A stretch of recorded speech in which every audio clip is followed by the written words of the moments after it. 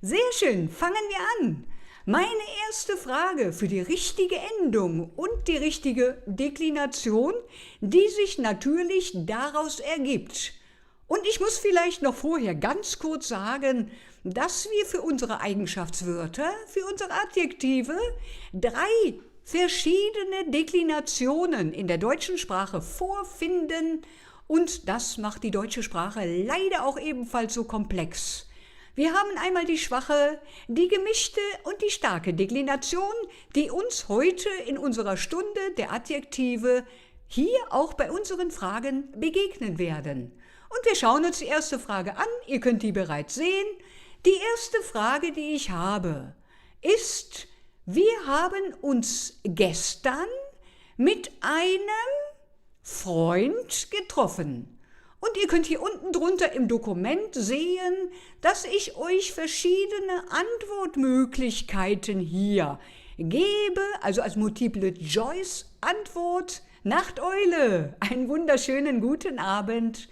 Ich euch 4 verschiedene Antwortmöglichkeiten gebe, wovon dann natürlich aus diesen Möglichkeiten nur eine einzige richtig ist. Sehr schön, ich habe dich auch vermisst.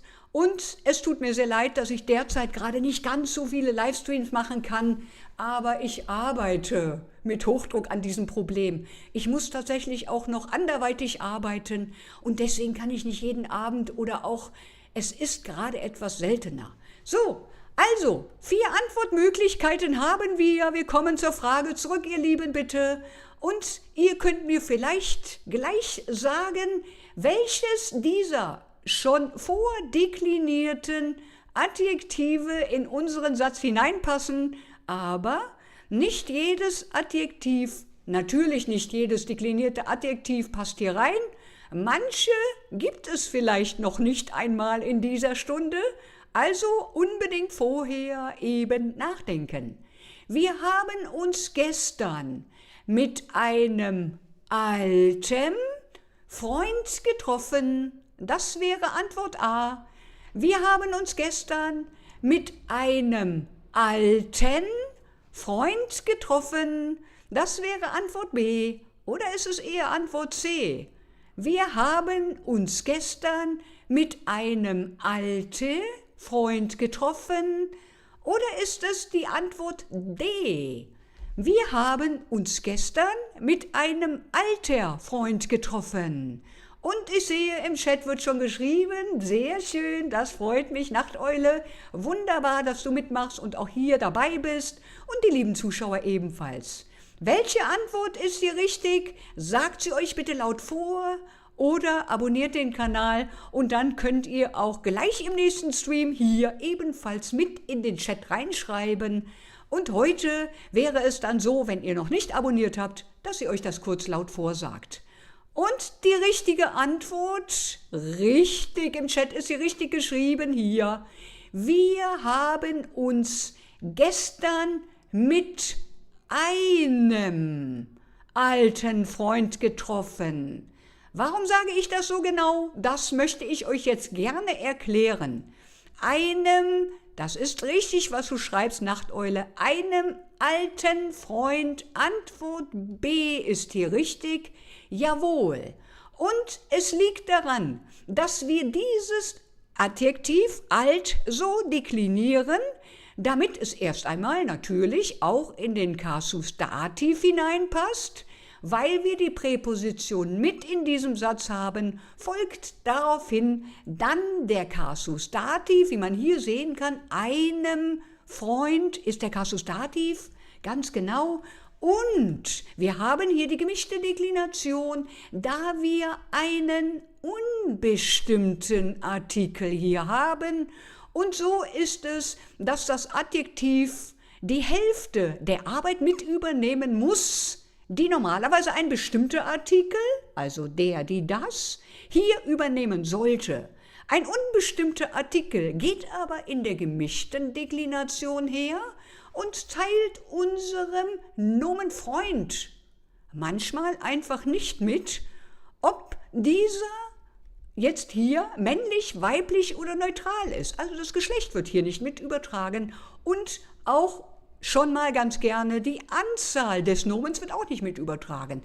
Deswegen befinden wir uns hier in der gemischten Deklination und wir verwenden für unser Adjektiv, damit es noch einmal verstärkt, dass einem der Freund maskulin ist und dieses Adjektiv sich ebenfalls noch an den richtigen Kasus anpasst. Es verstärkt also noch einmal den unbestimmten Artikel, so dass unser Nomen auf jeden Fall weiß, dass es maskulin ist und dass es nur ein einziger Freund ist, also im Singular ist. Sehr richtig, Nachteule, sehr schön gemacht, alles richtig bei dir.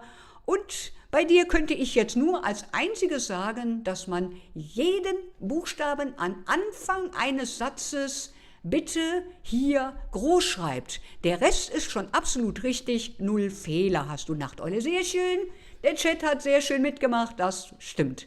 Die gemischte Deklination hatten wir mit der Endung en, die daraufhin resultiert. Die nächste Frage, ihr Lieben, sehr schön.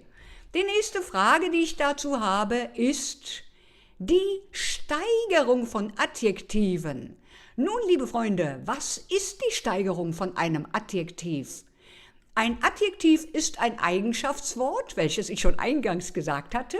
Und wenn ich jetzt zum Beispiel sagen möchte, dass mir etwas besser gefällt oder dass ich das Ganze am liebsten mag, dann kann ich natürlich hergehen und die Steigerung eines Adjektives verwenden. Und wir haben hier, und das möchte ich kurz sagen, die Steigerung von dem Adjektiv gut. Die erste Steigerung nennt sich dann Komparativ und die zweite, die vollendete Steigerung, mehr gibt es leider nicht, ist dann das Superlativ. Und hier habe ich das Adjektiv gut gewählt und ich habe wiederum 4 Antwortmöglichkeiten, wovon eine nur richtig ist. Welche ist bitte richtig, ihr Lieben? Sagt sie euch laut vor, damit ihr ebenfalls etwas von diesem Livestream direkt zu euch nach Hause mitnehmen könnt. Und die Antwort ist, Antwort A, gut, guter, am gutesten. Steigern wir dieses Adjektiv so? Ist das richtig? Oder die Antwort B, gut, besser, am besten? Oder die Antwort C, gut, gute, am gutester? Oder die Antwort D, gut, besten, am bestesten? Welches ist hier bitte die richtige Antwort zur Steigerung des Adjektivs gut? Dieses Adjektiv gut befindet sich hier in der Position positiv, also in der Grundform, und wir müssen es einfach nur ein- und zweimal steigern, damit wir sagen können, dass etwas gut ist und danach das, was in der Lösung gleich vorkommt. Wir schauen mal. Sehr schön, Nachteule, das sieht sehr gut aus. Hier wird geschrieben, gleich bei uns im Chat. Und, liebe Zuschauer, ihr ratet mit, sagt es euch laut vor und ich sage euch jetzt die Lösung, damit ihr das auch wisst. Und die Lösung ist natürlich gut, besser, am besten. Jawohl, gut, gutester, das gibt es alles gar nicht. So sieht es aus. Gut, besser, am besten. Gut ist unser Adjektiv in seiner Grundform. Einmal die erste Steigerung ist das Komparativ und die zweite, vollendete Steigerung, höher geht es nicht, wird hier im Superlativ ausgedrückt und wir drücken das Ganze aus, indem wir auch noch zusätzlich das kleine Wörtchen am zuvor verwenden, am besten. Mehr gibt es nicht. Ja?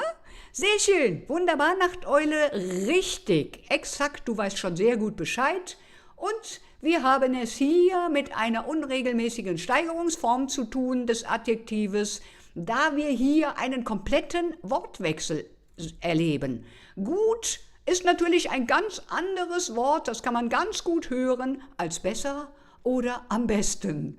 Und das ist hier ganz normal durch die historische Entwicklung der deutschen Sprache entstanden. Man hat also mehrere verschiedene Worte gehabt am Anfang und die haben sich so langsam aber sicher vermischt und man hat es dann letztendlich bis zum heutigen Tage so entwickelt und so belassen. Gut, besser, am besten. Sehr schön. Weiter geht es. Nachteule, richtig, perfekt. Gut, besser, am besten. Die nächste Frage, sehr schön. Nächste Frage ist bitte, welche Endung ist für das Adjektiv schwarz korrekt? Und ich habe wieder, damit es etwas einfacher für euch ist, das Ganze zu finden, da ihr euch teilweise schon auf euer Gehör verlassen könnt, einen Beispielfüllsatz für euch erstellt. Sie trinkt am liebsten schwarz, Tee ohne Zucker. Und hier habe ich mit Absicht das Adjektiv schwarz in seiner Grundform eingesetzt, also im Positiv. Jetzt möchte ich ganz gerne wissen, wie sich dieses Adjektiv jetzt hier entwickelt, damit dieses Adjektiv in unseren Satz reinpasst. Und Antwort A ist, sie trinkt am liebsten schwarzen Tee ohne Zucker. Oder Antwort B, sie trinkt am liebsten schwarzer Tee ohne Zucker. Oder Antwort C, sie trinkt am liebsten schwarze Tee ohne Zucker. Oder die Antwort D, sie trinkt am liebsten schwarzem Tee ohne Zucker. Sehr schön. Was ist die richtige Deklination des Adjektives, die hier hineinpasst? Und natürlich muss man für die Deklination der Adjektive ebenfalls schon wissen, welcher bestimmte Artikel vor diesem gefragten Nomen stehen würde. Also, müsste ich dafür schon wissen, heißt es der Tee, die Tee, das Tee, und dann natürlich müsste ich das Ganze auf mein Adjektiv dann interpretieren, um das richtig deklinieren zu können. Aha, Birki, herzlich willkommen, lieber Birki. Hallo, meine Lehrerin, wie geht es dir? Ich sehne mich nach dir, viele. Das ist sehr lieb von dir, Birki. Ganz, ganz lieb von dir. Ich wünsche dir einen wunderschönen guten Abend ebenfalls. Mach mit, Birki. Nachteule ist auch schon hier dabei. Und die lieben Zuschauer warten hier, dass die Lösung bekannt gegeben wird. Sehr schön, Nachteule. Ich bin begeistert. Alles richtig bei dir, ich sehe das natürlich hier. Nicht ganz richtig bei dir, Nachteule, der Rest ist so schön richtig, aber jetzt ist leider ein kleiner Fehler unterlaufen. Denk noch mal ganz kurz nach, Nachteule. Schwarze Tee, sie trinkt am liebsten schwarze Tee, Nachteule? Oder? Na? Schwarze Tee. Und Nachteule, ich kann dir gleich genau verraten, wie du das am besten direkt löst. Ich will das gerne auflösen. Gazi, ich grüße dich ebenfalls und freue mich, dass du da bist. Sehr schön. Da freue ich mich aber sehr drüber. Gazi, Birgi ist da, Nachteule, hier kommen Sie langsam rein, meine lieben Abonnenten. Und die Auflösung dazu, Nachteule, ist jetzt ganz einfach. Ja, ich sag's dir jetzt. Es heißt erstmal, der bestimmte Artikel für Tee ist der Tee. Achtung, der ist maskulin. Also nehmen wir den bestimmten Artikel der, männlich. So sieht's aus. Und genau hier haben wir das. Sie trinkt am liebsten schwarzen Tee. Wir haben hier keinen Artikel zuvor.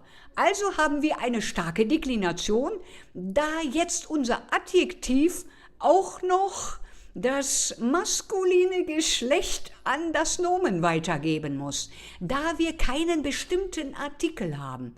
Nein, den Tee nicht. Schau mal bitte, wir haben jetzt hier, sie trinkt am liebsten schwarzen Tee. Hier steht nicht, sie trinkt am liebsten der schwarzen Tee oder auch den schwarzen Tee. Ist nicht Gegenstand des Satzes, also ist kein Artikel da, kein bestimmter und auch kein unbestimmter Artikel. Das ist ein Satz, der eine starke Deklination braucht, aus dem einfachen Grunde, da das Adjektiv jetzt nicht nur die Aufgabe hat, unser Nomen Tee zu beschreiben, denn unser Tee ist schwarz, sondern das Adjektiv muss jetzt auch noch die fehlende Aufgabe des bestimmten oder unbestimmten Artikel übernehmen. Also ist es schwarzen Tee, da der Tee männlich ist, maskulin und schwarz ist. Daraufhin trägt das Adjektiv bei der starken Deklination die ganze Last. Merkt euch, starke Deklination beinhaltet bitte keinen bestimmten und keinen unbestimmten Artikel. Und ist er auch konjugiert? Nein, in diesem Satz haben wir keinen Artikel und deswegen die starke Deklination. Aber, Nachteule, zu dir komme ich gleich noch einmal, da kann ich dir gleich eine sehr schöne Hilfe mitgeben, wie du das genau sehen kannst hinterher, wenn du jetzt zum Beispiel schon die Artikel der, die, das weißt. Weiter geht es. Schwarzen Tee, Antwort A in der starken Deklination. Ja? Nein, ich bin nicht mehr jeden Tag hier im Livestream. Das geht leider aufgrund meiner Arbeitssituation derzeit nicht mehr, denn ich muss auch arbeiten, natürlich muss ich auch Geld verdienen und ich mache das aber immer mal wieder, dass ich euch ein Video schicke oder eben einen Livestream hier mache und ich versuche es 1-2 Mal die Woche hier zu sein. Sehr schön, weiter geht es, ihr Lieben. Starke Deklination. Und hier steht aber dennoch das Ganze im Akkusativ. Ich glaube zu wissen, dass Nachteule mir das gerade schon sagen wollte, dass du gesehen hast, dass wir hier uns im Akkusativ bewegen, aber dennoch jetzt hier gerade keinen Artikel beherbergen in unserem Satz. Weiter geht es. Sehr schön, Nachteule. So, die nächste Frage ist hier. Wir suchen die richtige Endung für unser Adjektiv im Positiv, also in der Grundform. Und das Adjektiv lautet wichtig. Und wieder habe ich euch einen Satz geschaffen, damit ihr das Ganze schon mit eurem Gehör auch lösen könnt. Nein, Birki, es ist nur einmal die Woche, ja, oder 2-mal, gerade so, wie ich es schaffe. Ich kann leider nicht mehr jeden Abend hier Livestreams geben. Das geht leider nicht, weil ich auch abends Dienst tue und auch am Morgen und das immer mal im Wechsel. Von daher muss ich das jetzt so machen. Ja, Birki? Aber ich kündige das immer einen Tag vorher an, damit ihr dabei sein könnt. Ja, Birki, du auch und Gazi, du auch. Ich freue mich, wenn ihr hier seid. Nachteule, du natürlich auch, ja. So. Unser Satz lautet bitte, das ist ein Schritt für deine Karriere. Karriere ist so etwas wie eine Laufbahn. Wenn ihr arbeitet, dann habt ihr einige Jahre meistens, in dem ihr gearbeitet habt und dann könnt ihr auch aufsteigen in der jeweiligen Firma. Das nennen wir die Laufbahn und das nennen wir auch gerne Karriere. Ja? Und wir haben das Adjektiv hier 4-mal wieder in unseren Antwortmöglichkeiten. Welches ist die richtige? Wir probieren jedes Adjektiv einmal aus und dann sagt mir die Lösung oder sagt sie euch laut vor. Abonniert den Kanal, dann könnt ihr das nächste Mal gleich mitmachen im Chat. So wie meine lieben Leute, die hier auch schon fleißig schreiben. Das ist ein wichtiger Schritt für deine Karriere. Ist das richtig? Und hier kommt es wieder, ja, dass wir hier jetzt wissen müssen, welchen Artikel das Nomen Schritt im bestimmten Artikel vor sich hat. Der, die oder das. Das hilft euch wirklich sehr und das will ich gerne gleich erklären. Oder ist es die Antwort B? Das ist ein wichtiges Schritt für deine Karriere. Oder ist es die Antwort C? Das ist ein wichtigen Schritt für deine Karriere. Oder Antwort D. Das ist ein wichtiger Schritt für deine Karriere. Erinnern Sie sich an mich? Ich kenne dich natürlich, Gazi, ich erinnere mich sehr an dich und wir haben sehr viel Spaß gehabt vorher. Du warst am Anfang auch mit dabei, wenn du jetzt schon die ganze Zeit dabei gewesen bist. Sehr schön, auch die Leute, die Abonnenten, die zurückkommen wollen, ihr dürft gerne zurückkommen, ist gar kein Problem, habe ich überhaupt kein Problem mit. Sehr schön, Gazi, natürlich erinnere ich mich an dich. Birki sagt mir eine Antwort, sehr schön, da freue ich mich drüber. Und wir haben hier, Moment, Nachteule, ich will dich nicht übersehen. Jawohl, Nachteule sagt auch hier eine Antwort. Wir schauen mal eben. Das ist ein wichtiges Schritt. Aha, für deine Karriere.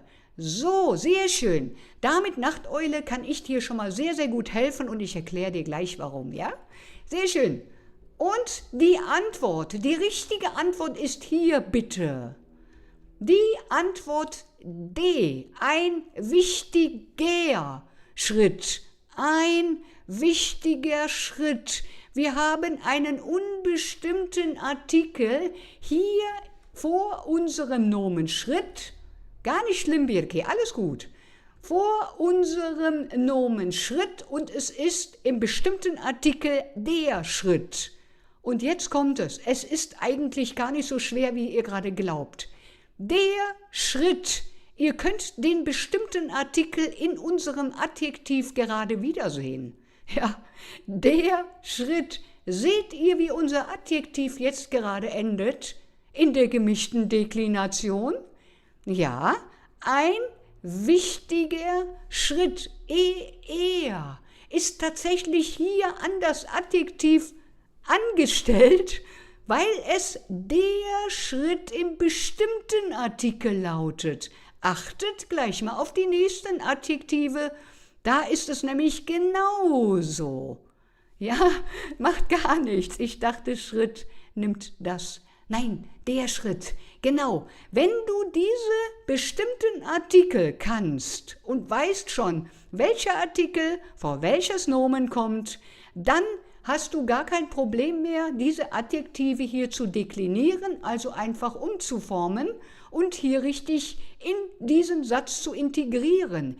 Er ist ein Überbleibsel von der Schritt. Bestimmter Artikel der Schritt.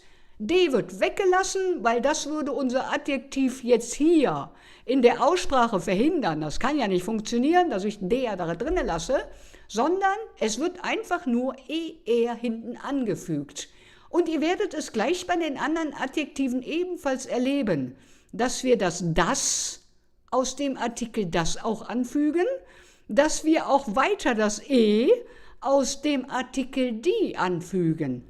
Machen wir aber gleich. Hier ist es so, dass wir hier der Schritt haben. Das ist ein wichtiger Schritt.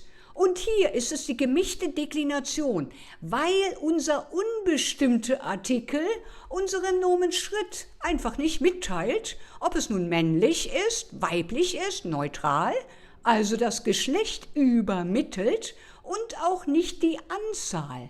Clarissa, ich grüße dich, guten Abend. Ich wünsche dir auch einen wunderschönen guten Abend. Schön, dass du da bist.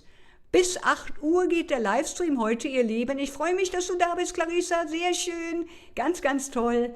Und es ist eine gemischte Deklination und dieses Adjektiv ist hier ein wichtiger Schritt und deswegen beschreibt es einfach nur das Nomen Schritt und gibt dem Nomen gleich auch nochmal das Signal, hey Nomen, du bist maskulin und du bist bitte nur ein einziger Schritt, also im Singular. So sieht's aus. Weiter geht es in die nächste Frage, ihr Lieben. Wir schauen uns das an.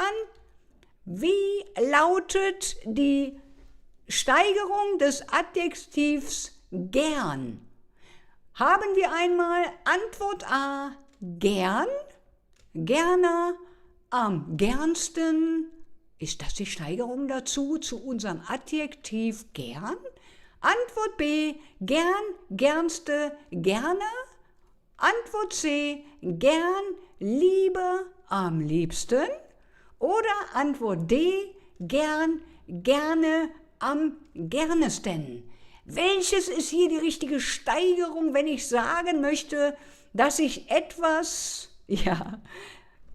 von dem Adjektiv gern eine Steigerung ausdrücken möchte? Jetzt hätte ich euch das bald vorgesagt. Ja, das möchte ich natürlich nicht. Hallo, ich will, dass Sie über meine Fragen beantworten. Ja, Gazi, ich bin hier bis 8 Uhr heute. Ich mache jeweils eine Stunde. Sehr, sehr gerne mache ich eine Stunde für euch. Gazi, bleib dabei, mach mit. Und ich sehe schon, dass hier gearbeitet wird. Nachteule, schreibt rein.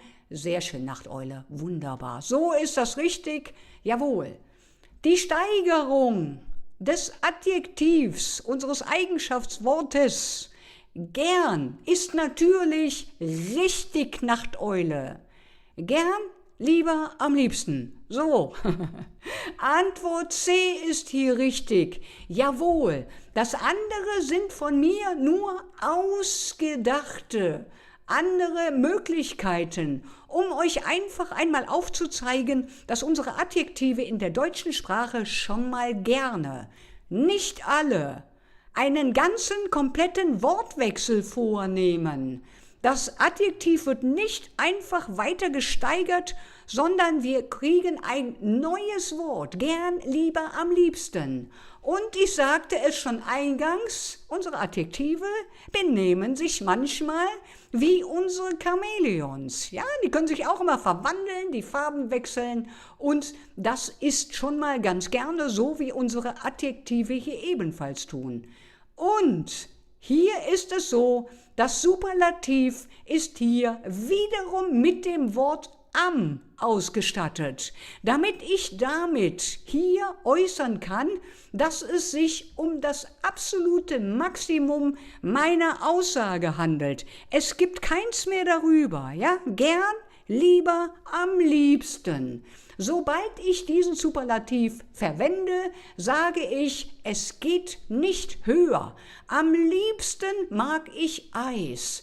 Das ist dann das Höchste, was dieses Adjektiv und auch dieser Komparativ, Superlativ dann hier offerieren kann. So sieht's aus, ihr Lieben. Wunderbar. Dann, ich will nicht lernen, ich will, dass Sie über meine Fragen beantworten. Gazi, das kann ich gerade nicht tun, weil ich viele Leute habe, die sich für die Deklination der Adjektive interessieren. Und das möchte ich gerade noch weitermachen. Und die nächste Frage kommt jetzt bitte. Entschuldige, Gazi. Dann nächste Frage ist, wie sieht es hier mit unserem Eigenschaftswort in diesem Satz aus? Während des langen Vortrags sind einige Zuhörer eingeschlafen. Und wir haben einmal Antwort A, langem, oder Antwort B, während des langen Vortrags sind einige Zuschauer eingeschlafen. Oder Antwort C, während des langes Vortrags sind einige Zuschauer eingeschlafen? Oder Antwort D, während des langen Vortrags sind einige Zuhörer eingeschlafen? Welches ist hier die richtige Antwort? Sehr schön, Clarissa, ich sehe schon. Jawohl, Gazi, mach auch mit, bitte. Unbedingt. Jawohl, sehr schön. So wird hier eingegeben, im Chat geht es auch weiter. Liebe Zuschauer, ebenfalls. Das ist das, was ihr gerade für eure Aussprache tun könnt. Lest diesen Satz hier euch laut vor mit der Lösung, die ihr glaubt, die richtig ist. Und dann laut vorsprechen, damit euer Gehör das auch ebenfalls und euer Gehirn speichern kann und ihr das dann auch hier aus diesem Livestream gleich mitnehmen könnt. So, das kann ich im Moment. Gazi, bitte, ja, ich kann das auch in Spanisch. Gazi, entschuldige bitte. Wir lernen gerade hier. Gazi, mach mit, bitte, ja. Welches ist die richtige Antwort bitte hier? Während des Vortrags sind einige Zuhörer eingeschlafen. Und wir schauen uns die Antwort an. Und, ja genau, Nachteule. Sehr schön. Und hier haben wir, das kann ich auch schon mal verraten, ohne dass ich die Lösung sage, richtig, Nachteule. Wir haben hier den Genitiv, den wir in diesem Satz hier beherbergen, exakt richtig, des Vortrags, so sieht es aus. Und das ist natürlich aufgrund der Präposition während. Und nun verrate ich euch auch, was das Adjektiv hier erlebt, ja? Wir haben nämlich hier eine schwache Deklination. Und, Nachteule, du weißt es sicherlich, dass die schwache Deklination eintritt, wenn wir einen bestimmten Artikel vor unserem Nomen vorfinden. Und ist er auch konjugiert, ist es gerade egal, weil er nämlich jetzt auf einmal dann doch gerne mit diesem Nomen korrespondiert, also dem mitteilt, dass der Vortrag ist, aber unsere Präposition macht unserem Artikel, der ja normalerweise der Vortrag ist, bestimmte Artikel in der Grundform, Nominativ, ist hier die Präposition, die uns sofort in den Genitiv schickt und deswegen müssen wir den konjugieren. Sehr schön. Während des Vortrags, und jetzt kommt, während des langen Vortrags ist die ganz normale Endung, die unser Adjektiv erhält, wenn es einfach nur noch unser Nomen beschreiben muss. Der Vortrag war einfach nur lang. Aber, wie wir ja gerade schon gehört haben, haben wir einen Artikel, einen konjugierten Artikel vor dem Nomen. So muss unser Adjektiv jetzt gerade nicht mehr ganz so viel tun. Es muss also jetzt in der schwachen Deklination dem Nomen nicht mehr mitteilen, welches Geschlecht es hat und wie viele Vorträge oder dass es gar nur ein Vortrag ist, muss es ebenfalls nicht mehr mitteilen. Es muss nur noch unser Nomen beschreiben. Das ist hier tatsächlich genau die schwache Deklination und die endet hier in dem Fall in der Endung en. So sieht es aus. Und das hat sehr gut gelöst. Ich will mal gerade kurz im Chat sehen hier, wer es richtig hatte. Die Antwort D wurde von Clarissa. Sehr schön, natürlich richtig. Clarissa, meine Liebe. Birgi, Antwort C leider nicht. Ja? Wir haben einen bestimmten Artikel konjugiert hier drin, deswegen ist es eine schwache Deklination. Schwache Deklination, ihr Lieben, ich will das ganz kurz auch nochmal zeigen. Die schwache Deklination tritt ein. Schwache Deklination, wenn ich einen bestimmten Artikel vor dem folgenden Nomen habe, schwache Deklination. Das Adjektiv muss dem Nomen nun nicht mehr mitteilen, welches Geschlecht und welche Anzahl es hat, da das über diesen bestimmten Artikel kommuniziert wird. Dann haben wir noch die gemischte Deklination. Und wir beherbergen in der deutschen Sprache ja auch die unbestimmten Artikel. Und diese unbestimmten Artikel haben die schlechte Angewohnheit, dem Nomen nicht zu verraten, welches Geschlecht es denn hat oder wie viel Stückzahl dieses Nomen denn ist. Und das gleicht in der gemischten Deklination unser Adjektiv aus. Und deswegen muss dieses in der gemischten Deklination auch durch das Adjektiv ebenfalls verstärkt werden. Dann haben wir noch die starke Deklination, hier zu sehen, direkt neben meinem Bild, und die beinhaltet keinen Artikel, nicht bestimmt, nicht unbestimmt, nicht konjugiert, nichts dergleichen. Das ist dann die komplette Arbeit für unser Adjektiv. Richtig so, ihr Lieben. Sehr schön, weiter geht es. Wunderbar. Nächste Frage für euch haben wir. Moment, muss man eben gucken hier. Sehr schön, wunderbar. Birki, genau. Was haben wir hier alles stehen? Oh, Luther, super. Dankeschön. Ich danke dir, Gathi. Und wir schauen uns die nächste Antwort an. Wir suchen die richtige Deklination des Adjektivs neu. Neu steht hier im Positiv. Positiv ist unsere Grundform des Adjektivs und ich möchte gerne hier in diesen Satz dieses Adjektiv dekliniert integrieren. 4 Antwortmöglichkeiten, jetzt muss ich gucken, ob ihr das sehen könnt. Eine passt nur, eine ist richtig, Nachteule, sensationell, ja super. Ich helfe den neuen Mitarbeitern bei der Einarbeitung. Oder ist es die Antwort B? Ich helfe den neuen Mitarbeitern bei der Einarbeitung. Antwort C. Ich helfe den neuen Mitarbeitern bei der Einarbeitung.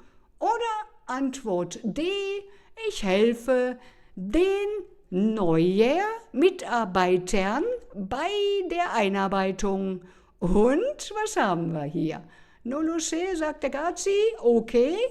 Ja, das ist nicht schlimm. Du darfst gerne auch in Spanisch da reinschreiben. Das verstehe ich natürlich ganz hervorragend, wenn du es nicht weißt. Sehr gerne darfst du das. Es wäre nur für deine Rechtschreibung besser für dein Training, wenn du auch versuchen würdest, in Deutsch zu schreiben. Und dann können es auch die anderen Leute noch sehen, was du schreibst. Wäre vielleicht ein bisschen schöner. Auch für dein Training ist es besser. Gazi, ja, mein Lieber. So. Was denkt ihr, welches Adjektiv ist hier richtig? Und ich bitte euch herzlich, bevor ihr die Antwort auswählt, schaut bitte, ob wir einen bestimmten oder unbestimmten Artikel hier haben und ob wir Singular haben oder ob wir Plural haben, weil das ist ebenfalls jetzt hier wichtig. Und ich sehe es schon. Sehr schön. Nachteule, ganz hervorragend, du bist schon sehr schön weit. Das freut mich. Und wir schauen uns die Lösung an und die Lösung ist natürlich genauso, wie es Nachteule schon reinschrieb und ich kann es auch von ihm vorlesen. Ich helfe den neuen Mitarbeitern bei der Einarbeitung. Aber richtig so, jawohl, sehr schön, Nachteule, ganz hervorragend. So sieht's aus. Ich helfe den Mitarbeitern, hier ist ein Dativ-N zu sehen, seht ihr das? Das ist hier gerade Plural. Das ist ganz einfach hier hinten angefügt. Seht ihr das? Das ist tatsächlich, nennen wir das in der deutschen Grammatik ein Dativ-N. Das wird angefügt, wenn ich zum Beispiel ein Nomen habe wie Nachbarn oder Mitarbeitern. Dann füge ich einfach nur ein Dativ-N an und dann weiß jeder, dass es jetzt um mehrere Mitarbeiter geht. Weil es gibt leider kein Mehrzahlwort sonst. Ich könnte ja nicht sagen Mitarbeiterinnen, das funktioniert halt nicht. Deswegen hat man dieses Dativ-N angehängt und es lautet Mitarbeitern. Und für diese Mitarbeiter, also mehrere, gibt es hier ebenfalls den bestimmten Artikel, ist aber konjugiert. Und deswegen hat unser Adjektiv jetzt hier bitte nicht mehr so viel Arbeit. Ja, der bestimmte Artikel nimmt dem Adjektiv seine Arbeit, es muss nur noch das Nomen beschreiben. Ganz einfach. Richtig. Was haben wir denn hier? Dann haben wir hier. Genau. Ja, du müsstest es aber bitte lernen wollen, das wäre schon ganz schön, denn ich kommuniziere hier und unterrichte hier Adjektive. Gazi, bitte, bitte. Komm einfach dazu, mach mit und schreib wie die anderen hier rein. Und hier ist Nachteule. Am Anfang dachte ich, dass es Akkusativ maskulin ist. Sehr richtig und genau das ist der Trugschluss. Darf ich dir das sagen, Nachteule? Und ich weiß, warum du das denkst. Ja, das liegt genau an diesem markierten Wort. Das sieht tatsächlich erst einmal so aus, als wäre das Akkusativ. Ja, kann ich tatsächlich sagen, es ist aber aufgrund des kleinen Dativ-N und des Plurals hier kein Akkusativ. Wir befinden uns im Dativ. Und es ist aber dennoch, auch wenn es jetzt zum Beispiel Akkusativ wäre, ist es hier so, dass wir hier die schwache Deklination vorfinden, da wir hier einen konjugierten bestimmten Artikel vorfinden für mehrere Mitarbeiter. Was schreibst du, Gazi? Muss ich auf Deutsch sprechen? Weil das hier ein Deutschkanal ist, mein Lieber. Ich spreche auch schon sehr gut Spanisch, das stimmt allerdings, und du schreibst auch sehr schön Spanisch. Ich verstehe jedes Wort, Gazi. Aber heute Abend hier in diesem Stream auf meinem Kanal sind wir hier in Deutsch unterwegs. Bitte, bitte mach mit, ja? Schreib in Deutsch weiter. Sieht übrigens auch sehr gut aus, was du da tust. Auf Deutsch, Deutsch bitte groß schreiben, ja? Das ist das Nomen jetzt in deinem Satz. Gazi, bitte. Ja? Sehr schön, aber der Rest ist sehr schön richtig bei dir. Weiter geht es, ihr Lieben. Also, schwache Deklination tritt immer ein, wenn ein bestimmter Artikel da ist. Der, die, das und ist er auch konjugiert, ja? Sehr schön. Weiter geht es zum nächsten. Genau. Und hier haben wir noch einmal ganz kurz aufgeführt, will ich euch auch gerne ganz kurz verraten, warum es noch einmal mehr, und Nachteule, das möchte ich dir auch gerne noch ganz kurz verraten, du weißt es sicherlich, dass das Wort helfen sehr stark mit dem Kasus Dativ hier interagiert und eigentlich immer den Dativ hier hervorholt und genau das ist das. Also, wir haben einmal das Dativ N hier und wir haben das Verb helfen, das möchte ich auch noch ganz kurz mit anführen, was uns sofort wieder zweimal noch mehr in den Kasus Dativ hier hineinführt. Genau, so sieht es aus, ihr Lieben. Wunderbar, hier könnt ihr sehen, das Verb helfen verlangt bei der Präposition bei immer den Dativ.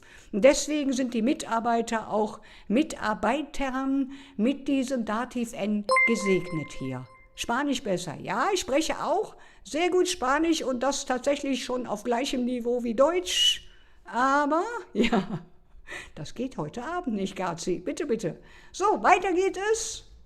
Die nächste Frage, die ich habe, ihr Lieben.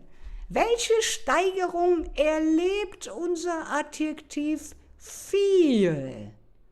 Ist es Antwort A, viel, vieler, am vielsten? Drücken wir das so aus? Oder ist es die Antwort B, wenn ich sagen kann, dass etwas noch mehr ist? Ach, schau mal, man kann es auch beschreiben. Viel, meist, am meisten? Oder ist es viel, vielen, am vielesten? Sehr schön. Oder Antwort D, viel, mehr, am meisten? Ja, sehr schön. Ich sehe schon hier wird schon geschrieben im Chat wieder. Zeige ich euch gleich, ihr beiden. Clarissa, du bist immer noch genauso gut oder noch besser geworden. Sehr schön, ihr lieben Nachteule, sensationell. Sind Sie morgen dabei? Morgen leider nicht. Kann ich nicht. Ich muss leider auch arbeiten. Gazi, entschuldige bitte. Genieß diesen Livestream heute Abend. Mach mit, Gazi, wie die anderen lieben Leute hier. Und weiter geht es. Welche Antwort ist richtig? Wie steigere ich Gazi? So, wie steigere ich hier bitte das Adjektiv viel? Clarissa ist wahr. Wie steigere ich das? Gazi, schreib mir das kurz eben in den Chat rein und dann sage ich euch die Antwort. Viel, Adjektiv.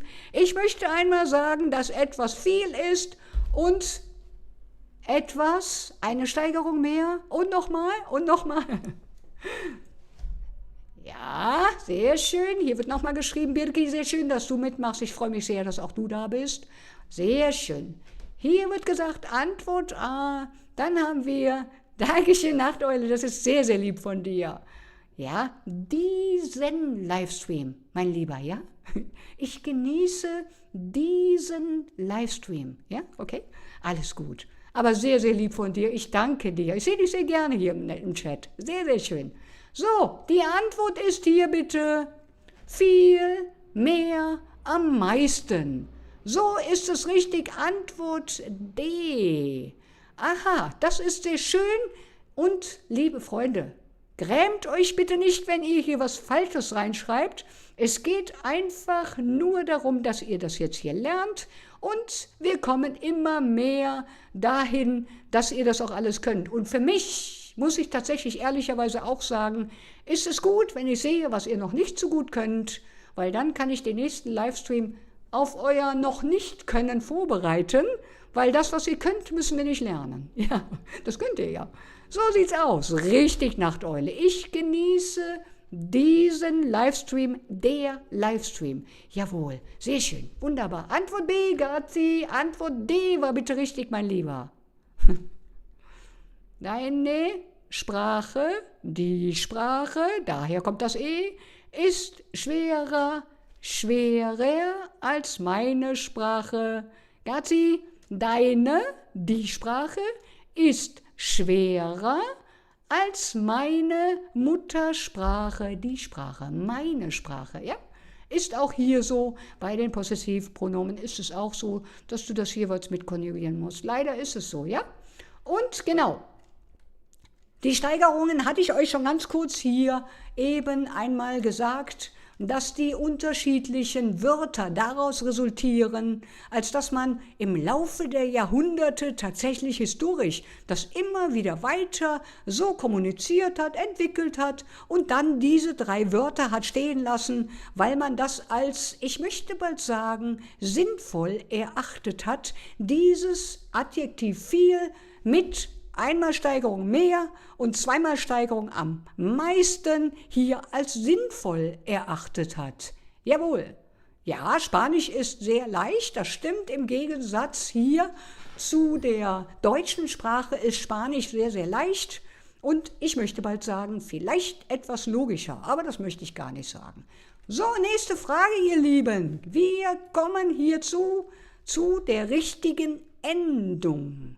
Und wenn ich nach der Endung frage, dann frage ich im gleichen Augenblick auch nach der Deklination des Adjektives. Und wir schauen uns den Satz an. Was fällt euch sofort auf, bevor ich überhaupt etwas frage? Wir haben einen bestimmten oder einen unbestimmten Artikel vor dem Nomen. Na, wir haben einen unbestimmten Artikel vor dem Nomen. Und was haben wir eben gesagt? Welche Deklination ist, wenn wir einen unbestimmten Artikel haben? Ihr Lieben, ganz einfach. Gemischte Deklination. Halbe Arbeit der Artikel, halbe Arbeit das Adjektiv. Jetzt kommt die Frage. Ein gesunden Geist wohnt in einem gesunden Körper. Oder ist es Antwort B? Ein gesunder Geist wohnt in einem gesunden Körper. Antwort C. Ein gesundes Geist wohnt in einem gesunden Körper. Oder Antwort D. Ein gesunder Geist wohnt in einem gesunden Körper. Was ist hier bitte die richtige Antwort, wenn ich euch verrate, dass der bestimmte Artikel vor dem Nomen Geist der Geist ist, maskulin? Ja, Birki, sehr schön, genau so. Die ganze Sprache ist einfach, aber aus Deutsch, ich lerne seit 3 Jahren hier rein, hier raus. Gazi, die Regelmäßigkeit. Du musst die Wiederholung als Schlüssel nehmen, wenn du Probleme hast, dass diese Sachen bei dir im Kopf drin bleiben. Eine gewisse Regelmäßigkeit oder Wiederholung kannst du feststellen, wenn du dein Lieblingslied hörst und das des Öfteren hörst und später einfach mitsingen kannst, obwohl es nicht mal deine Muttersprache ist. Das ist ein Zeichen von der Wiederholung, die erfolgreich geglückt ist. Und genauso kannst du Deutsch lernen. Ja, so sieht's aus. Und hier wird geschrieben, hervorragend. Einmal Antwort B von Birki. Ein gesunder Geist wohnt in einem gesunden Körper. Birki, sensationell. Nachteule, ein gesunder Geist. Clarissa, ein gesunder Geist. Und jetzt frage ich euch einfach, was denkt ihr wohl, woher das ER kommt? Wenn ich sage, der bestimmte Artikel vor dem Nomen Geist ist der Geist. Merkt ihr das? So einfach ist das. Ja, unbestimmte Artikel und die Show gehört euch. So sieht es aus. Ihr könnt also tatsächlich sagen, der Geist. Und jetzt haben wir das Adjektiv gesund. In seiner Grundform positiv. Wir setzen jetzt einfach ER aus dem bestimmten Artikel der an unser Adjektiv. Das war's. Das ist die gemischte Deklination. Das ist tatsächlich so einfach, dass man das tatsächlich im ersten Augenblick vielleicht nicht sieht. Euch aber sicherlich im Nachhinein ganz eine wirklich sehr, sehr gute Lernhilfe sein wird. Also, habe ich einen unbestimmten Artikel, überlege ich, welcher bestimmte Artikel steht vor dem Nomen, der, die oder das. Der ist natürlich ganz klar, dass ein Geist ist erst einmal, dass wir sagen, die Einzahl ist da, aber wir wissen nicht, ob es männlich, weiblich, neutral oder was auch immer ist. Und wir haben damit jetzt unser Adjektiv, was das Signal noch einmal verstärkt, mit der Endung ER. Das ist der ganze Trick. Ja? Sehr schön. Was haben wir hier noch? Warte. Die ganze Sprache ist einfach, aber aus Deutsch. Ich lerne seit 3 Jahren rein und raus. Die Antwort B. Birki, ganz hervorragend. Nachteule, richtig gemacht, schön ausgeschrieben. So sauber, Nachteule, sensationell, ja? Sehr schön. Schau mal hier, Gazi, bitte, mach das. Unsere Nachteule, es ist ein Herr. Er schreibt schon so schön, wunderbar. Clarissa B. ist natürlich richtig. Sie haben neue Partner. Was ist neue Partner? Gazi. So, nächste Frage geht weiter hier bitte. Und wir befinden uns, das habt ihr sicherlich auch gesehen, dass wir uns hier mit der Präposition in, auch das ist ein ganz wichtiger Lernaspekt, den wir auch gerne mal machen können. Wenn ihr da auch Interesse dran habt, die Präpositionen können wir auch gerne mal in so einem Livestream besprechen. Diese Präposition in schickt uns hier sofort in den Dativ hinein, in einem Körper, und damit sind wir dann im Kasus Dativ. Sehr schön, ihr Lieben, ja? Das war die gemischte Deklination aufgrund des unbestimmten Artikel. Ja, sehr schön. Nächste Frage kommt jetzt. Wir suchen die richtige Endung des Adjektivs groß. Oder ich möchte sagen, wir suchen die richtige Deklination des Adjektivs groß. Weil das wäre jetzt schon etwas weiter und ihr seht sofort, was ich meine. Was ist hier vor dem Nomen für ein Artikel oder ist da kein Artikel? Das ist tatsächlich erst einmal die Frage, die ihr aber hinterher, wenn ihr öfter Deutsch hört und das dann schon wisst, jetzt hier aus zum Beispiel Live-Unterricht oder meinetwegen auch aus meinen Videos, hinterher in der Wiederholung dann erkennt und das hinterher automatisch macht, wir haben ein großer Problem erfolgreich gelöst. Großer Problem? Wir schauen weiter. Wir haben ein großen Problem erfolgreich gelöst. Oder Antwort C. Wir haben ein großes Problem erfolgreich gelöst. Oder Antwort D. Wir haben ein großes Problem erfolgreich gelöst. Und ich weiß, Nachteule, dass du jetzt weißt, welches Adjektiv ich suche. Nachteule weiß es, Birki weiß es sicherlich auch schon. Wir schauen weiter. Gazi, du weißt es auch. Und wie heißt es im bestimmten Artikel Nominativ, erster Fall, der Problem, die Problem, das Problem. Ihr seht also, dass die Artikel, die bestimmten Artikel, die Basis von allen anderen Sachen in der Grammatik sind. Tatsächlich sind die Adjektive in ihrer Deklination oder, ich hätte bald gesagt, in ihrer Eigenschaft ebenfalls davon betroffen. Und hier wird geschrieben, ja, sehr schön, Birki, einen wunderschönen Abend wünsche ich dir, sehr lieb, dass du Bescheid sagst. Sehr, sehr lieb, Birki. Ich schaue, dass ich nächste Woche wieder einen Livestream mache. Ich werde ihn einen Tag vorher ankündigen. Und dann bist du gerne wieder immer gerne gesehen, Birki. Ja, einen schönen Abend wünsche ich dir. So, wir haben einmal, Gazi sagt, Nummer C ist richtig. Wir haben ein großes Problem erfolgreich gelöst. Dann haben wir Nachteule. Wir haben ein großes Problem erfolgreich gelöst. Sehr schön, Nachteule. Sehr, sehr gut. Birki geht raus. Genau. Tschüss, Birki. Dann haben wir Clarissa. Antwort D. Wir haben ein großes Problem erfolgreich gelöst. Warum? Ganz einfach. Wir haben schon wieder einen unbestimmten Artikel und wir haben einen bestimmten Artikel für unser Nomen das. Jetzt frage ich euch, woher kommt das S am Ende des Adjektivs? Ja, wo kommt dieses S her? Von dem bestimmten Artikel das. Tatsächlich ist das eine logische Nummer, die wirklich ganz einfach ist, wenn man das einmal verstanden hat. Das könnt ihr auf jedes andere Adjektiv so interpretieren. Ihr könnt unterschiedliche Adjektive hier einsetzen, das funktioniert immer. Das ist eine logische Sache. So sieht's aus. Also, das Problem. Wir haben ein großes Problem erfolgreich gelöst. Ein großes, das Problem. Richtig so. So sieht's aus. Gemischte Deklination ist hier wiederum, weil wir einen unbestimmten Artikel vorfinden. Und das haben wir gerade schon in der Tabelle gesehen, dass wir die gemischte Deklination immer mit unbestimmten Artikel bedienen oder mit einer Negation oder einem Possessivpronomen. Damit ist es ebenfalls, aber da kommen wir sicherlich auch noch hin.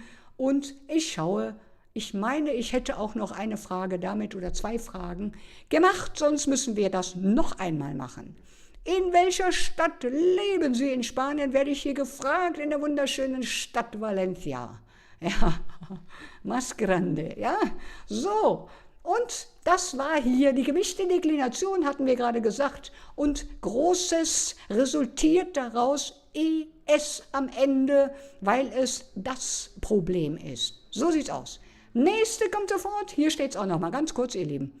Hier hatte ich es auch nochmal kurz mit aufgeschrieben. Nun gut, ihr seht, ich lese es nicht ab. Und von daher, und eine KI bin ich auch nicht. So, weiter geht's. Welches Adjektiv trägt die richtige Endung für unseren Satz? Er spricht mit großer Begeisterung über sein neues Projekt. Oder Antwort B. Er spricht mit großem Begeisterung über sein neues Projekt. Oder Antwort C. Er spricht mit großer Begeisterung über sein neues Projekt. Oder ist es die Antwort D? Er spricht mit großen Begeisterung über sein neues Projekt. Und ihr seht, dass es hier auch ebenfalls eine Antwortmöglichkeit sein kann, die man vielleicht vermuten kann, weil ich euch jetzt den bestimmten Artikel für Begeisterung hier gerade sagen möchte. Die Begeisterung weiblich. Ah, sehr schön, Nachteule, ich glaub's nicht. Ja, so ist das richtig. Und wir haben die Begeisterung. Der Artikel im Nominativ, der bestimmte Artikel lautet die Begeisterung. Nun schauen wir, wo wir einen Artikel überhaupt vorfinden oder ob das Ganze über das Adjektiv hier kommuniziert werden muss. Und wir schauen uns das Ganze gerne an und Nachteule, das sieht sehr, sehr gut aus, was du tust. Ja, wunderbar, Nachteule, natürlich richtig, Antwort A und Clarissa ebenfalls. Ah ja. Gazi, mach mit hier. Wie sieht es aus, Gazi? Was ist hier richtig? Schreibe mir bitte ebenfalls die Antworten rein. Clarissa ist richtig, natürlich. Antwort A, ja? Mit großer Begeisterung. Die Begeisterung, eine Begeisterung, wir haben keinen Artikel. Ja, und das ist damit dann die starke Deklination. Will sagen, wir haben keinen Artikel, welches unserem Nomen jetzt gerade sagt, ob es männlich, weiblich oder neutrum ist. Nichts dergleichen wird hier kommuniziert. Also muss unser Adjektiv jetzt ebenfalls die Begeisterung für unser Nomen ankündigen. Und wir haben es natürlich durch die Präposition mit großer Begeisterung mit dem Dativ zu tun. Und ihr seht, was jetzt hier gerade wieder passiert ist. Auch wenn das jetzt gerade ein sehr schweres Beispiel ist. Starke Deklination und hier bekomme ich gerade mein E von einem R überschrieben. Die Begeisterung, bestimmte Artikel hatten wir zu Anfang. Jetzt ist das Ganze aber durch die Präposition in den Kasus Dativ gewandert. So muss ich jetzt auch noch ein R hinten dran setzen, damit das Ganze funktioniert. Mit großer Begeisterung ist im Dativ bei der starken Deklination und wir beherbergen hier bitte keinen bestimmten Artikel, keinen unbestimmten Artikel und keine Negation im Satz. Das ist dann hier die starke Deklination. Unser Adjektiv muss unser Nomen nicht nur beschreiben, sondern es muss auch die Anzahl und auch das Geschlecht kommunizieren für unser Nomen. Das erwartet das Nomen. Ja.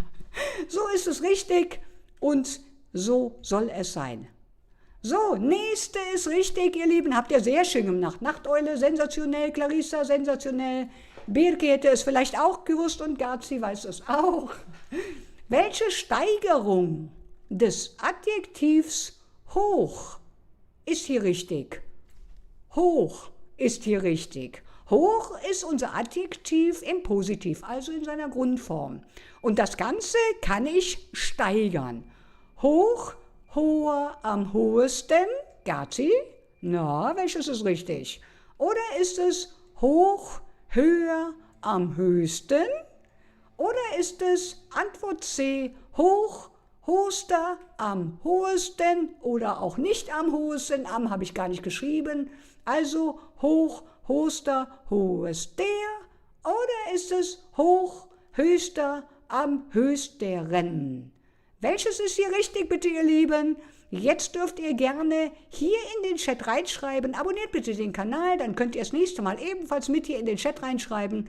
Eure Antworten schaue ich mir ebenfalls an und damit habt ihr dann noch etwas mehr Lerneffekt, wenn ich euch dann bitte korrigieren darf. Das tue ich bei meinen Leuten auch und bei meinen Leuten ist hier wenig zu korrigieren, sind schon sehr weit. Clarissa, meine Liebe, ja? So, wir haben hier einen Wechsel und der Wechsel findet zwar ebenfalls bei Antwort D statt, aber die ist nicht richtig. Gazi, das ist nicht ganz richtig. Hoch, höher, am höchsten. Also die Antwort B, ihr Lieben, ist richtig. Clarissa, Nachteule, hoch, höher, am höchsten. So ist es richtig, so soll es aussehen. Jawohl, Antwort B ist bitte richtig. Exakt. So sieht es aus, ja? Wir haben einmal hier das O, welches sich gleich mit der ersten Steigerung in ein Umlaut verwandelt. Hoch, höher, am höchsten. So sieht es aus, ja? Warte mal eben, was ist das hier? Gazi. Cada persona dice cosas diferentes. Independiente, si tienen razón. Gazi, schreib bitte in Deutsch, das war jetzt gerade nicht richtig, deine Antwort, bitte. Bitte, bitte, du hast noch ein bisschen, ja, Luft nach oben, möchte ich vorsichtig sagen. Gazi, mach mit, ja? Sehr schön. Nächste Frage kommt, ihr Lieben. Ich mache euch noch eine Frage hier. Welches Adjektiv ist das Richtige mit der korrekten Deklination aus unserem nächsten Füllsatz? Die Preise, Weine sind in den letzten Jahren stark gestiegen. Ein Punkt vergessen. Welches ist hier die richtige Deklination des Adjektives, welches sich hier gut in diesen Satz integrieren lässt und grammatikalisch den Satz richtig darstellt? Die Preise guten Weine sind in den letzten Jahren stark gestiegen. Oder Antwort B. Die Preise gutes Weine sind in den letzten Jahren stark gestiegen. Oder Antwort C. Die Preise guter Weine sind in den letzten Jahren stark gestiegen. Oder ist es die Antwort D? Die Preise gute Weine sind in den letzten Jahren stark gestiegen. Die Weine, okay, ist der bestimmte Artikel für die Mehrzahl. Da wir für jedes Nomen den bestimmten Artikel für die Mehrzahl die in der deutschen Sprache verwenden, ja? Die Weine, die Tische, die Stühle, die Tiere, die Menschen, die Erden. Erden gibt's nicht. Die Stühle, die Blumen, die Wiesen. Also ist es tatsächlich immer der bestimmte Artikel und das ist im Plural immer die. Die Preise, Weine, seht ihr einen Artikel zuvor? Nein. Also, warte, wieso nicht Antwort B? Gutes? Nein, das ist nicht richtig, weil es nicht das Weine heißt. Ja? Antwort B geht bitte nicht, Gazi. Es heißt bitte die Weine. Die ist der feminine Artikel, also weiblich, und es ist hier die Mehrzahl. Weil ich an meinem Nomen ein E als Endung hier sehe, ist es nicht ein Wein, sondern es sind wenigstens zwei, wenn nicht gar noch mehr. Und genau das ist das, warum es nicht heißt das Weine. Das funktioniert nicht, ja? In der Einzahl würde es heißen der Wein und noch einmal weniger würde Antwort B passen so, ja? Und wir haben Weine, also mehrere, so ist es auf keinen Fall Antwort B. Weiter geht es, ist nicht schlimm, Gazi, mach dir keinen Kopf, gräm dich nicht, mach einfach mit. Das ist das Beste, was du für dich tun kannst. So, ich glaube, Elisa, ja, nein, nicht ganz, aber ja, schön. Elisa, ich glaube, dass die Weine Akkusativ ist, deshalb habe ich die Antwort D gewählt. Gut, die Preise guter Weine. Und jetzt komme ich mit dem Akkusativ nicht mehr hin, Nachteule. Ja, guter. Ich muss leider ein R dran machen. Ja, und damit bin ich im Genitiv. guter Weine. Tatsächlich ist es die Preise, das ist Akkusativ, wenn du das meintest. Aber das glaube ich nicht. Nee, es ist tatsächlich guter Weine. Es ist tatsächlich hier, im Genitiv geht es weiter, die Preise. Und jetzt habe ich vor dem Nomen wieder keinen Artikel, keinen bestimmten, keinen unbestimmten, konjugierten oder sonst irgendeine Negation oder sonstigem. Nichts dergleichen.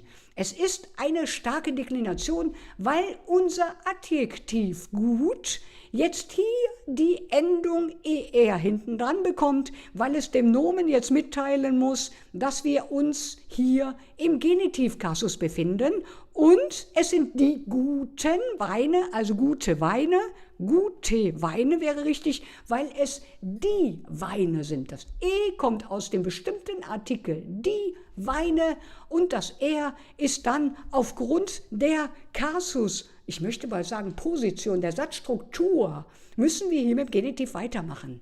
Genau, deine Leute kann gut deine Fragen beantworten. Stable. Okay, genau, ja. Nein, es ist tatsächlich so, Genitiv durch die Mehrzahl, ja, ganz genau, schau mal hier, habe ich es auch hier unten geschrieben, schau mal, Nachteule, sehr schön machst du mit. Genitiv ist richtig und wir befinden uns hier in der starken Deklination, Umwandlung, da das Adjektiv jetzt die ganze Last trägt.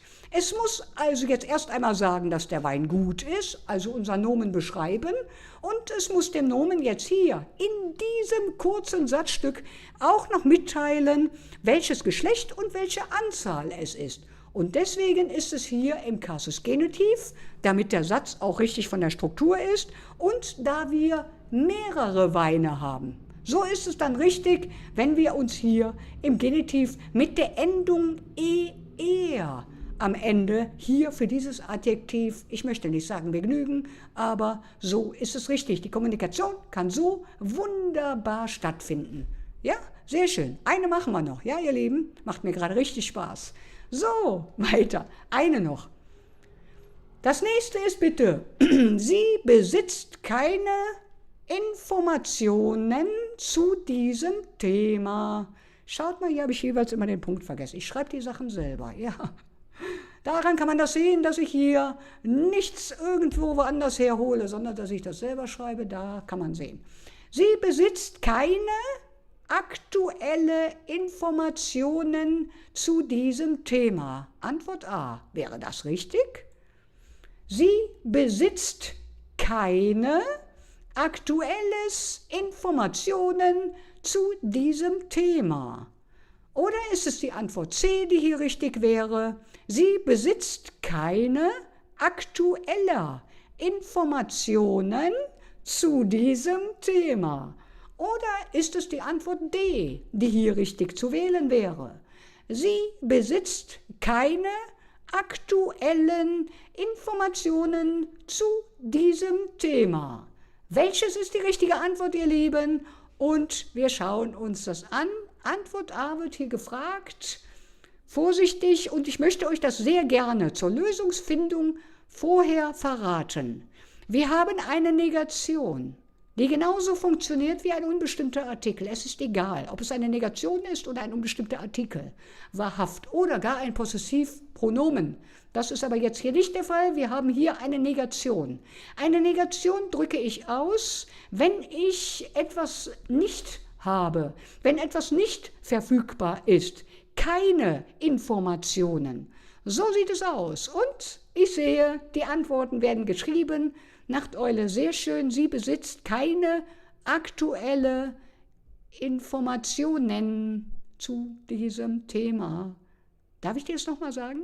Sie besitzt keine Informationen zu diesem Thema.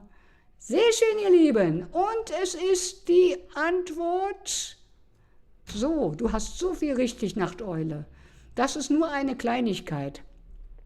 Ich möchte euch gerne raten, diesen Livestream später unbedingt noch einmal zu schauen und dann, sobald ich die Frage gestellt habe, auf Stopp zu drücken und die richtige Antwort zu benennen. Danach könnt ihr von ausgehen, beim zweiten Mal durchschauen, dass ihr sicherlich eure Trefferrate deutlich erhöht habt. Das denke ich mir auf jeden Fall, Gazi, auch für dich unbedingt nochmal und für die lieben Leute, die sich das hinterher auch nochmal anschauen. Schaut euch diesen Livestream bitte zweimal an. Erste Mal, ganz klar, da macht man Fehler. Beim zweiten Mal stoppen, abwarten, weiß ich die Antwort, weiter Play drücken und dann hören, sage ich das, was ihr gerade noch einmal gedacht habt. Ihr könnt es garantiert, sage ich euch, dass ihr so viele richtig habt, dass ihr selbst erstaunt seid. So, und wir hatten hier in unserem Satz, sie besitzt keine, sie hat sie nicht, ja, ist eine Negation, keine aktuellen Informationen, Akkusativ. Schau dir das an, Nachteule, Akkusativ, ja? Wie schön hier der Satzfluss gewährleistet ist. Keine aktuellen Informationen. Siehst du das hier? Das läuft fast schon synchron, möchte ich bald behaupten. Ja? Sie besitzt keine Negation. Man könnte auch sagen, sie besitzt eine aktuelle oder mehrere, da müsste man dann schon wieder raus, weil es jetzt hier natürlich im unbestimmten Artikel keine Mehrzahl gibt, müssen wir es so gestalten. Sonst müsste ich hier jetzt sagen, sie besitzt mehrere Informationen und hier ist es jetzt keine aktuellen Informationen. So. Und das hier ist dann natürlich hier im Akkusativ, wie ich es gerade schon gesagt habe, da der Akkusativ natürlich, und Nachteule, da sage ich dir sicherlich nichts Neues, und auch Clarissa und die anderen lieben Zuschauer ebenfalls, wir haben ein direktes Akkusativobjekt, da wir in unserem Satz ein wunderbares Verb beherbergen, was unser Akkusativ natürlich immer sofort in einem Satz sucht. Und er besitzt hier die Informationen, um sich das richtige Akkusativobjekt auszuwählen. Ich möchte es einfach mal so sagen. Wahrhaft, so ist es. Danach in Folge kommt dann die Präposition, die uns sofort in den Dativ schickt. Und das sehen wir hier direkt. Und wir haben hier, tatsächlich ist es hier die gemischte Deklination. Gemischte Deklination, ja? Und noch einmal ganz kurz für euch, zum Schluss möchte ich euch das sehr gerne noch einmal sagen. Schwache Deklination ist der bestimmte Artikel, der, die, das. Gemischte Deklination ist der unbestimmte Artikel, ja, Negation und Possessivpronomen. Das ist die gemischte Deklination, wo das Akkusativ wo das Adjektiv, entschuldigt bitte, wo das Adjektiv dann schon die Hälfte der Arbeit hier übernehmen muss. Das Adjektiv muss in der starken Deklination die komplette Arbeit übernehmen und dem Nomen ebenfalls mitteilen, welches Geschlecht und welche Anzahl es hat, da in diesem Satz bei einer starken Deklination kein bestimmter und auch kein unbestimmter Artikel ist. Nichts dergleichen verrät unserem Nomen, welches Geschlecht und welche Anzahl er hat. Sehr schön sieht das aus. Quando das ist das in Dialekto. Ich versuche nächste Woche wieder einen Livestream zu machen. Ich muss schauen, wie ich arbeiten muss und dann kann ich euch das. Aber ich versuche das schon wieder für euch nächste Woche wieder herzurichten. Und ja, wir schauen mal. Wäre es denn in eurem Sinne, wenn wir nächste Woche einmal die Präpositionen machen oder was möchtet ihr lieber? Wäre das auch eine Idee? Erkläre ich euch liebend gerne. Gar kein Problem. Ja, dürft ihr mir gerne in die Kommentare gleich unten drunter schreiben. Bin ich sehr für. Und es wäre sehr schön, wenn ihr mir das ganz kurz eben liked und meinetwegen auch hypt, wenn es euch was gebracht hat, wenn es euch weiterbringt, wenn es euch weiterführt, so etwas, was ich hier mache. Und ich möchte mich gerne noch einmal ganz kurz in groß zeigen, damit ihr auch seht, mit wem ihr sprecht. Ja, entschuldigt bitte. Und ich wünsche euch einen wunderschönen Abend, ein noch schöneres Wochenende.